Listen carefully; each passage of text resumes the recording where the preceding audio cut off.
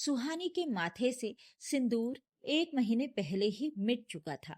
उसके ससुराल वालों ने उसे घर से निकाल दिया, ये बोलकर कि अब तेरा पति मर चुका है तो तू यहाँ नहीं रह सकती।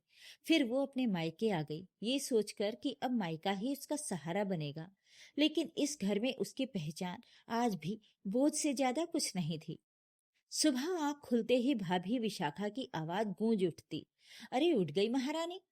सुहानी बिना जवाब दिए उठ जाती, आंगन में झाड़ू लगाती, बर्तन मांजना, कपड़े धोना सब अकेले करती। भाभी दरवाजे पर खड़े उसे देखती और ताना मारती। विधवा होकर भी तेरे नखरे कम नहीं हुए। अपने पति को खा गई, अब हमारे घर का खा रही है। काम तो ठीक से कर ले। सुहानी बस सिर झुकाकर काम करती रही, जैसे कुछ सुन ही नहीं रही हो। अंदर कमरे में उसका भाई मोहन मोबाइल चला रहा था। उसने एक बार भी बाहर आकर नहीं देखा कि उसकी बहन के साथ क्या हो रहा है। पिता अखबार पढ़ते हुए बोले, मोहन कब तक इसे रखेगा घर में? लोग बातें बनाते हैं। विधवा लड़की घर में ठीक नहीं लगती। इसकी शादी में कितना खर्च हुआ और अब भी हम इसका बोझ ढोएं? माँ भी तुरंत बोल पड़ी, सही कह रहे हैं। जितना जल्दी ये यहाँ से निकले उतना अच्छा। हमारा घर कोई धर्मशाला नहीं है। दरवाजे पर खड़ी सुहानी सब सुन रही थी।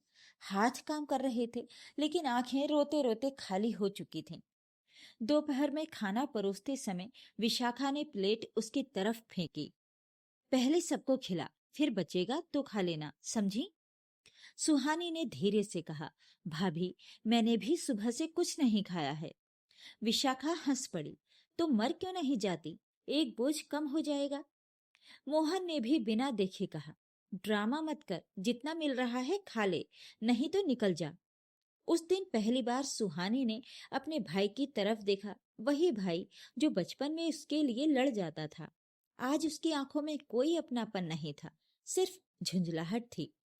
रात को सब सो गए। सुहानी ने चुपचाप अपने पुराने बैग से किताब निकाली, वही आईएएस की किताब जो उसने छुपा कर रखी थी, जो शादी से पहले वो पढ़ा करती थी। पढ़ने में वो बचपन से ही बहुत होशियार थी, लेकिन बेटी होने के कारण सबको बोझ लगती थी। इसलिए उसके सपनों को मारकर उसकी शादी कर दी गई। उसने सोचा कि चलो शादी के बाद अपने सपने को साकार करेगी, लेकिन किस्मत तो कुछ और ही सोचकर बैठी थी। और शादी के ठीक 1 महीने बाद ही उसके पति की रोड एक्सीडेंट में मौत हो गई और एक बार फिर से उसके सपने चकनाचूर हो गए। सास ससुर ननद और रिश्तेदारों के तानों ने उसका जीवन मुश्किल कर दिया और एक दिन मनहूस कहकर ससुराल से निकाल दिया। यहाँ मायके में भी भैया भाभी को तो छोड़िए, माँ बाप ने भी उस पर तरस नहीं खाया। खैर, जैसे तैसे करके छोटे से बल्ब की हल्की सी रोशनी में वो पढ़ने लगी। आंखों से आंसू गिरते, लेकिन इस बार उसने आंसू पोंछ लिए। धीरे से खुद से बोली, अब यहाँ रहकर नहीं, यहाँ से निकलकर ही जवाब दूंगी। उसी वक्त पीछे से आवाज आई, क्या कर रही है तू? भाभी विशाखा खड़ी थी।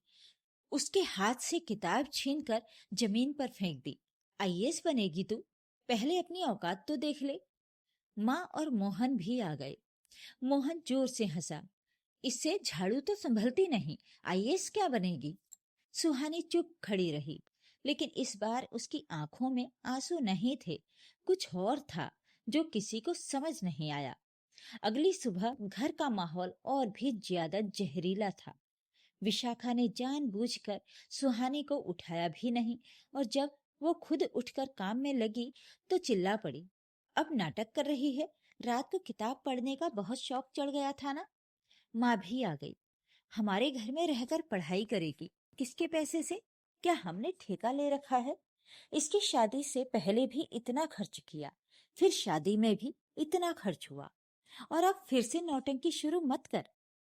सुहानी चुपचाप बस झाड़ू लगाती रही, किसी से कुछ नहीं कहा, बस मन में ठान लिया कि अब कुछ बनकर ही रहूंगी। लेकिन आज उसके हाथ रुक रुक कर चल रहे थे, जैसे अंदर कुछ तय हो रहा हो। दोपहर में बात और बढ़ गई। विशाखा ने सबके सामने उसकी किताब फिर उठाई और सीधे दरवाजे के बाहर फेंक दी। ये सब यहाँ नहीं चलेगा। यहाँ रहना है तो काम कर, वरना निकल जा। सुहानी भागकर बाहर गई, अपनी किताबें उठाई, उस पर लगी धूल साफ की और पहली बार अंदर आकर बोली, भाभी ये मेरी है, इसे मत फेंको। पूरा घर एकदम चुप रहा। फिर मोहन हंस पड़ा, अरे सुनो तो सही, आवाज भी निकलने लगी है इसकी। माँ ने गुस्से में कहा, बहुत जुबान चलने लगी है, आज ही इसका हिसाब कर देते हैं। शाम होते होते फैसला हो गया। मोहन ने उसका छोटा सा बैग उठाया और सीधे दरवाजे के बाहर फेंक दिया, निकल जा मेरे घर से अभी के अभी। माँ ने भी मुंह फेर लिया, अब हमारा इससे कोई लेना देना नहीं है। पिता खामोश बैठे रहे, जैसे हमेशा रहते थे। उन्हें कोई फर्क ही नहीं पड़ रहा था। दरवाजे पर खड़ी सुहानी, एक तरफ उसका घर और दूसरी तरफ खाली पड़ी सड़क। कुछ सेकंड वो वहीं खड़ी रही, फिर धीरे से झुकी, अपना बैग उठाया और बिना किसी को देखे, बिना कुछ बोले वहां से बाहर निकल गई। उस रात वो पहली बार डरते डरते खुले आसमान के नीचे सोई। कोई छत नहीं, कोई अपना नहीं। लेकिन इस बार वो रोई नहीं, बस खुद से एक संकल्प किया, आज इन्होंने मुझे घर से निकाला है, एक दिन मैं खुद अपनी जगह बनाऊंगी, जहां मुझे इनकी जरूरत नहीं होगी। अगले दिन वो अपनी एक सहेली के घर पहुंची। उसकी मदद से सुबह से वो अलग अलग घरों में जाकर झाड़ू पोछा का काम करने लगी और किराए पर छोटा सा कमरा ले लिया। अब लोग उसे नाम से नहीं, काम से बुलाते थे। ए लड़की, इधर साफ कर। कोई डांटता, कोई ताना मारता, लेकिन वो जवाब नहीं देती थी। रात को थकी हुई हालत में दर्द से भरे हाथों के साथ वो वही किताब खोलती और पढ़ती रहती, जब तक आंखें खुद बंद ना हो जाती। अब उसके अंदर सिर्फ एक चीज बची थी, जवाब। लेकिन ये जवाब वो शब्दों में नहीं, अपनी पहचान से, अपनी कामयाबी से देना चाहती थी। दिन महीने में बदले, महीने साल में बदलने लगे। सुहानी की जिंदगी एक ही लाइन पर चल रही थी। सुबह काम, रात को पढ़ाई। हाथ में दरारें पड़ गई थीं, पैरों में सूजन रहती थी, लेकिन उसने किताब बंद नहीं की। एक दिन जिस घर में वो काम करती थी, वहां के मालिक ने पूछा, इतनी थक जाती हो फिर भी पढ़ती क्यों हो? सुहानी ने पहली बार किसी बाहर वाले को सीधा जवाब दिया था, क्योंकि यही एक रास्ता है जिससे मैं खुद को वापस पा सकती हूँ। वो आदमी कुछ सेकंड उसे देखता रह गया, फिर बोला, अगर सच में कुछ करना चाहती हो तो रुकना मत। उस दिन के बाद पहली बार किसी ने उसे नीचा नहीं दिखाया। कभी नींद में किताब गिर जाती तो वो खुद को झटके से उठाती, अभी नहीं, अभी रुकना नहीं है। कुछ पैसे इकट्ठे करके मोबाइल खरीद लिया, ऑनलाइन क्लास अटेंड करती, आधा पेट खाती, लेकिन एग्जाम की तैयारी में कोई कसर नहीं छोड़ी। एग्जाम का दिन आया, पुराने घिसे हुए कपड़े हाथों में, वही पुराना बैग लेकर निकल पड़ी। लेकिन इस बार उसके कदमों में डर नहीं था। उसने आंखें बंद की और खुद से बोली, मैं यहां तक आई हूं, अब पीछे नहीं हटूंगी। रिजल्ट वाले दिन वो अपने छोटे से कमरे में बैठी थी, मोबाइल हाथ में था और उंगलियां कांप रही थीं।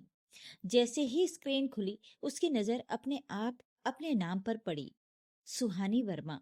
कुछ सेकंड तक वो स्क्रीन देखती रही, फिर धीरे से जमीन पर बैठ गई। आंखों से आंसू निकलने लगे, लेकिन इस बार वो आंसू दर्द के नहीं थे। उसी वक्त टीवी पर न्यूज चली, एक लड़की जिसे घर से निकाला गया था और निकाले जाने के बाद दूसरों के घर में काम करके आईएएस बनकर दिखाया। स्क्रीन पर उसकी फोटो थी, वही सुहानी, लेकिन अब झुकी हुई नहीं, सीधी खड़ी। उस दिन पहली बार उसे किसी के सामने झुकने की जरूरत नहीं थी।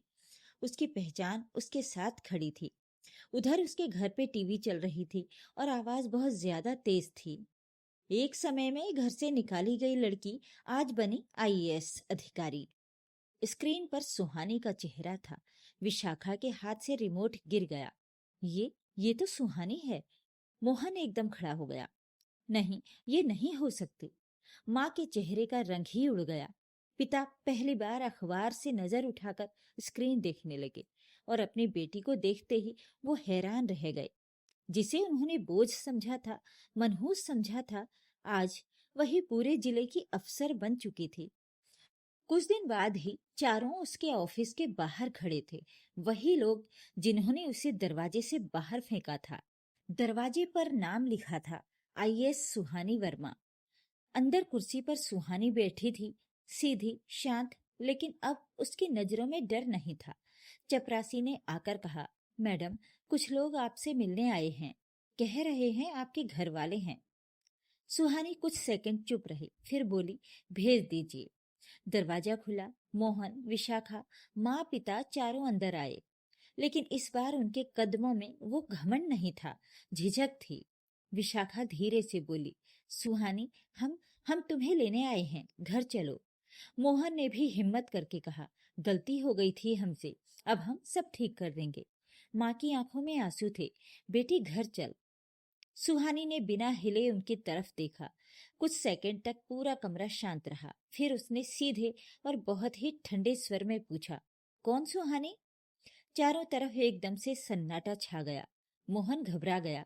अरे सुहानी, तुम मेरी बहन, और मैं हूं मोहन, तेरा भाई। सुहानी ने उसकी बात बीच में काट दी।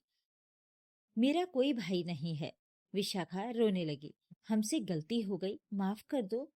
सुहानी ने कुर्सी से उठकर एक एक को देखा और फिर धीरे से बोली, जिस दिन मैं दरवाजे पर खड़ी थी और तुम सबने मुंह फेर लिया था, उसी दिन मेरा रिश्ता खत्म हो गया था तुम लोगों से। माँ ने कांपती आवाज में कहा, बेटा, हम तुम्हारे अपने हैं। सुहानी हल्का सा मुस्कुराई, लेकिन उस मुस्कान में अपनापन नहीं था। उसने जवाब दिया, जब मैं आपकी थी तब आपने मुझे अपनाया नहीं, अब मैं अपनी बन चुकी हूँ तो मैं आपको पहचानना जरूरी नहीं समझती। ये सुनकर मानो सबके होठों पर ताला लग गया। पूरा कमरा चुप, कोई जवाब नहीं था उनके पास। सुहानी वापस अपनी कुर्सी पर बैठ गई और सीधा बोली, अब आप लोग जा सकते हैं, यहाँ सिर्फ काम की बातें होती हैं, रिश्तों की नहीं। चारों धीरे धीरे बाहर निकल गए। आज पहली बार उन्हें समझ आया कि उन्होंने क्या खोया है। और सुहानी अब अकेली नहीं थी, उसकी पहचान, उसकी मेहनत अब उसके साथ खड़ी थी। तो ये थी आज की कहानी। आपको ये कहानी कैसी लगी कमेंट बॉक्स में जरूर लिखें। वीडियो को लाइक और शेयर जरूर करें और मेरे चैनल को सब्सक्राइब भी जरूर कर लीजिएगा। धन्यवाद।